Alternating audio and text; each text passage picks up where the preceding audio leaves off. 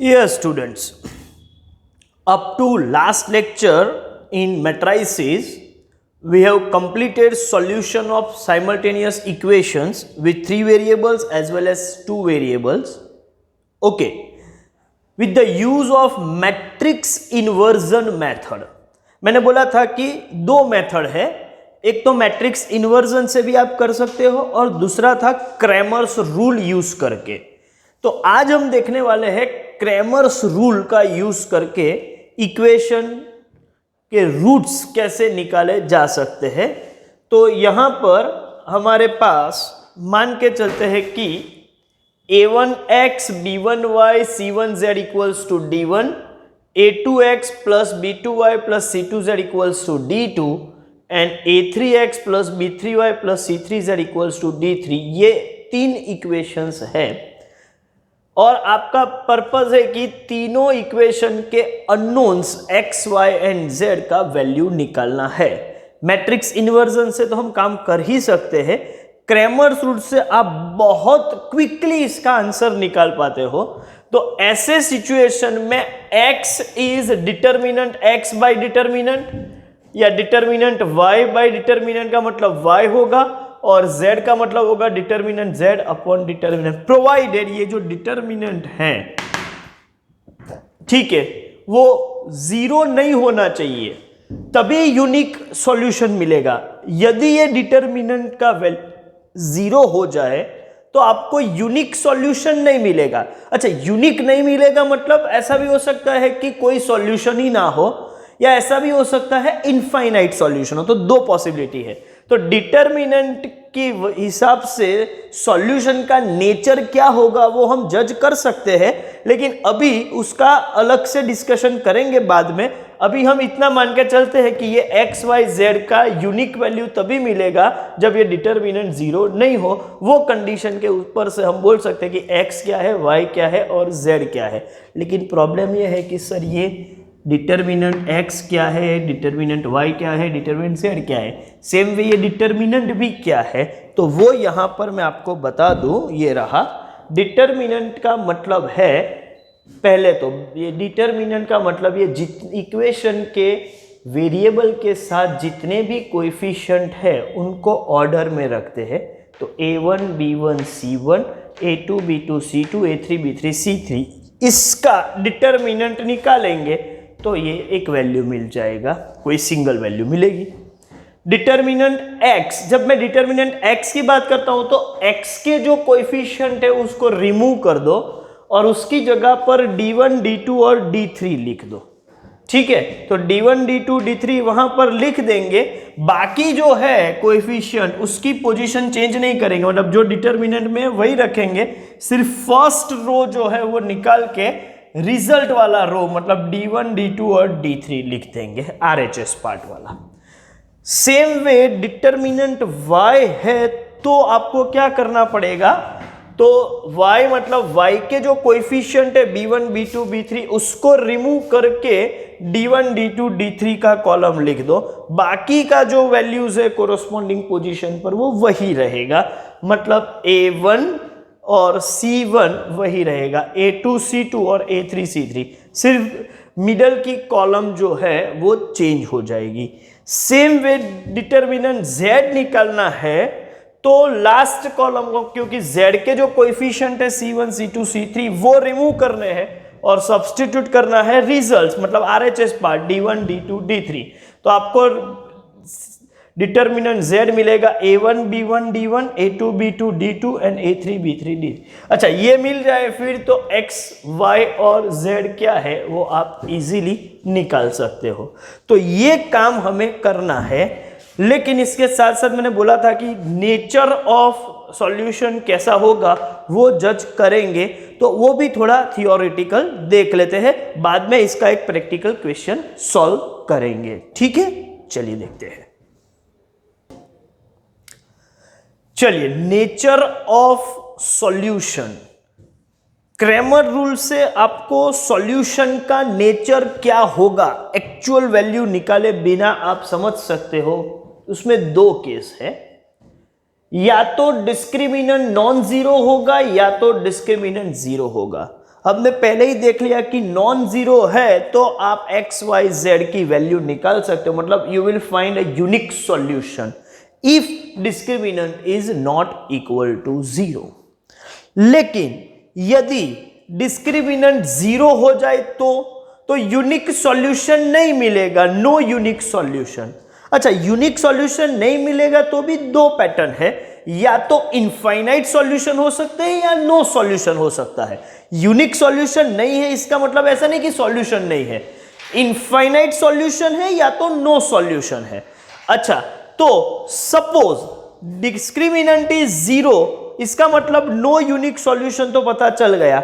अब वो इनफाइनाइट है या नो सॉल्यूशन है वो देखने के लिए discriminant x, discriminant y and discriminant z check करेंगे।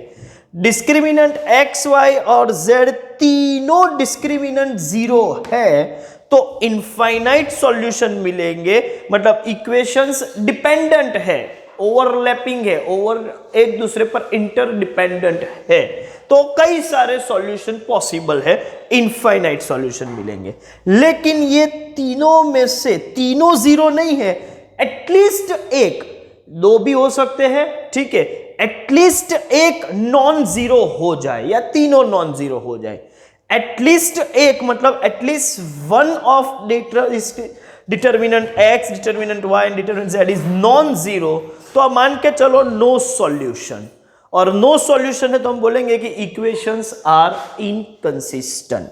तो ये नेचर ऑफ सॉल्यूशन कैसा होगा उसका ये चार्ट जो है वो आप लोग अपनी नोटबुक में लिख लीजिए प्लीज, ठीक है, स्क्रीनशॉट ले लीजिए, अपनी नोटबुक में लिख लीजिए। उसके बाद अब हम नए क्वेश्चन मतलब क्रैमर रूल से एक प्रैक्टिकल क्वेश्चन सॉल्व करेंगे। पहले इसका स्क्रीनशॉट ले लो, ठीक है, पॉज लेके या उसको लिख लो, बाद में हम शुरू करते हैं।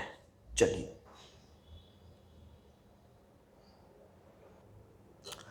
यस स्टूडेंट, देखते हैं क्वेश्चन नंबर 42।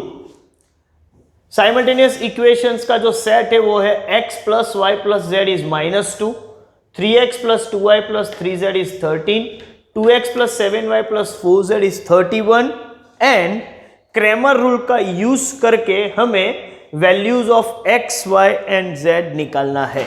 चलिए, क्रैमर रूल का यूज करना है तो हमें डिटर्मिनेंट x, डिटर्मिनेंट y और डिटर्मिनेंट z, ये चार डिटर्मिनेंट की जरूरत है। देखते हैं डिटर्मिनेंट का मतलब क्या है, तो ये LHS के सभी कोएफिशिएंट ऑर्डर में लिखेंगे और उसका डिटर्मिनेंट, तो इसका कोएफिशिएंट क्या है, आप बोलोगे सर 1 1 1 3 2 3 2 7 4, ठीक है। डिटर्मिनेंट x क्या है, तो x में वही डिटर्मिनेंट जो है वही लिखना है, लेकिन फर्स्ट जो कॉलम है x के कोएफिशिएंट उसको रिमूव करके रिजल्ट जो है मतलब RHS पार्ट के कोएफिशिएंट लिख रहे हैं। मतलब ये 132 को रिमूव करके -2 13 31 लिख दो, तो -2 13 31, बाकी की दो कॉलम एज इट इज, मतलब 1 2 7 1 3 4। चलिए, डिटर्मिनेंट y जब रखेंगे तो मिडल कॉलम y के कोएफिशिएंट रिमूव कर देंगे, बाकी के कोएफिशिएंट जो रिमूव करेंगे उसकी जगह पर RHS पार्ट का रिजल्ट जो है वो रख देंगे, तो 1 3 2, फिर ये रिजल्ट वाला -2 13 31 और उसके बाद 1 3 4। और जब मैं डिटर्मिनेंट z की बात करूंगा तो z के कोएफिशिएंट रिमूव करके सब्स्टिट्यूट करेंगे ये रिजल्ट मतलब RHS पार्ट को। तो पहले क्या करेंगे, तो first two column as it is, मतलब 1 3 2 1 2 7, और फिर रिजल्ट वाली कॉलम -2 13 एंड 31, -2 13 एंड 31। तो यहां तक हमने काम कर लिया। अब मुझे ये सभी डिटर्मिनेंट की वैल्यूज निकालनी है, वो तो बहुत सिंपल टास्क है। जैसे 1 के कॉलम में मैं बोलूं तो ये रो और कॉलम रिमूव करे तो 2 4 8 7 3 21, 8 - 21 ये हो जाएगा -13। फिर से 1 के कॉलम में रो और कॉलम रिमूव करे तो 12 - 6 तो ये हो जाएगा 6। और उसके बाद फिर से 1 के कॉलम में रो और कॉलम माइनस करें तो 7 3 जा 21 माइनस 4, 21 माइनस 4 मतलब 17। और आपको मालूम है कि यहाँ प्लस माइनस प्लस ये सीक्वेंस फॉलो करेंगे, तो रिजल्ट आ रहा है -13 minus 6 plus 17। Final answer -13 minus 6 is -19 plus 17, तो आंसर होगा -2।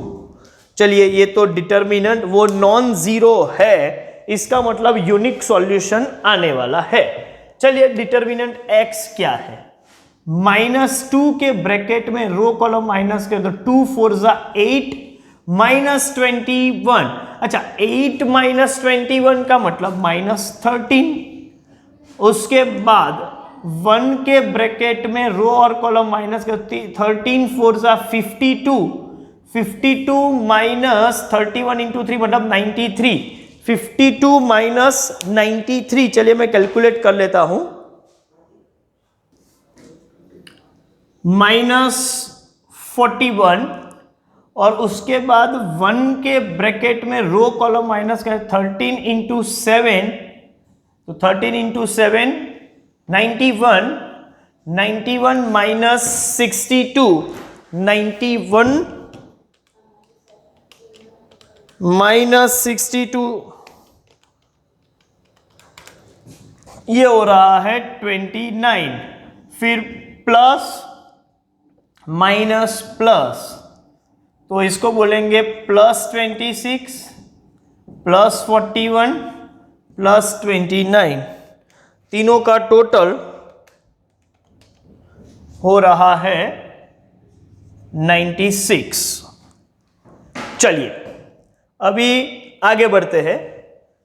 डिस्क्रिमिनेंट y, पहले 1 के ब्रैकेट में 13 इंटू 4 52 माइनस 93, 52 माइनस 93 अगेन -41। उसके बाद -2 के ब्रैकेट में 3 4 जा 12 माइनस 6, तो ये 6 प्लस 1 के ब्रैकेट में 31 इंटू 3 93 माइनस 26, 93 माइनस 26 ये होगा 67। चलिए साइन तो बाद में रखते हैं, प्लस माइनस प्लस, तो ये होगा -41 minus minus plus 12 plus 67, 67 plus 12 minus 41 करेंगे तो डिफरेंस होगा 38। वही काम करते हैं डिटर्मिनेंट z के लिए। 1 के ब्रैकेट में 62 माइनस 91, 62 माइनस 91, तो ये होगा -29। उसके बाद फिर से 1 के ब्रैकेट में रो कॉलम कैंसिल कर दे तो 3 इंटू 31 93 माइनस 26 ये होगा 67। और फिर -2 के ब्रैकेट में 21 माइनस 4 मतलब 17 प्लस माइनस प्लस, चलिए ये होगा -29 माइनस 67 माइनस 34, ये सबको मिला के 67 34 और 29 मतलब ये -130 आएगा। अब सभी रिजल्ट हमारे पास आ गए हैं। एज पर रिक्वायरमेंट हमें x का मतलब है discriminant x upon discriminant, determinant of x upon determinant, तो ये है 96 डिवाइड बाय -2, तो ये होगा -48। y determinant y is 38 divide by -2, ये आएगा -19।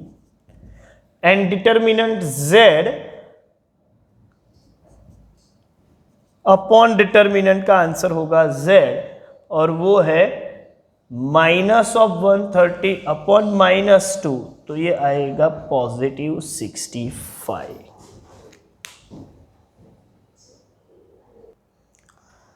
और यहाँ पर एक चीज मुझे क्लैरिफाई करनी पड़ेगी कि आप देख सकते हो कि ये क्वेश्चन के आंसर्स जो है वो स्टडी मटेरियल के 42 के आंसर के साथ मैच नहीं हो रहे हैं, एक्चुअली वो मिसप्रिंटेड है। और ओरिजिनल क्वेश्चन ये जो है वो हमारे इंस्टीट्यूट के बोर्ड बुक का ही क्वेश्चन है, उन्होंने सॉल्व करके ही दिया है। तो उन्होंने जो आंसर सॉल्व करके लाए थे वही आंसर मैंने स्टडी मटेरियल में दे दिए, लेकिन एक्चुअली इन्होंने क्या गलती की है कि हर डिस्क्रिमिनेंट निकालते वक्त ये जो प्लस माइनस प्लस है वहां पर माइनस ही साइन रख के कैलकुलेट कर दिया है और उनका आंसर उसकी वजह से गलत आ रहा है। तो उन्होंने अपने स्टडी मटेरियल में आईसीआई की बोर्ड बुक में ये मिसप्रिंट है, मतलब कैलकुलेशन एरर है। तो और पर्पसफुली इसी क्वेश्चन को मैंने वीडियो लेक्चर में इसीलिए लिया है कि आप आंसर अलग आएगा तो आप कंफ्यूजन में आ जाओगे। तो मैं क्लैरिटी दे रहा हूं इसकी वजह से कि ये परफेक्ट सॉल्यूशन है, आप इसी सॉल्यूशन को फॉलो कीजिएगा। स्टडी मटेरियल में आंसर बोर्ड बुक के हिसाब से दिया है और बोर्ड बुक ने गलत सॉल्यूशन दिया हुआ है, ठीक है। तो पूरा क्लैरिफिकेशन हो चुका है। Now based on all this discussion you can complete up to question number 45। You can complete up to question number 45 and you can start solving MCQs also। और सभी MCQs आपकी रेंज में है। तो अभी ये लेक्चर के बाद या ये वीडियो देखने के बाद आपको सभी MCQs खत्म करने हैं। कुछ वर्ड प्रॉब्लम्स है जो डिस्कस करने बाकी है, except that everything is completed in this chapter. चलिए ये वीडियो लेक्चर हम यहाँ पर ख़त्म करते हैं। Thank you very much.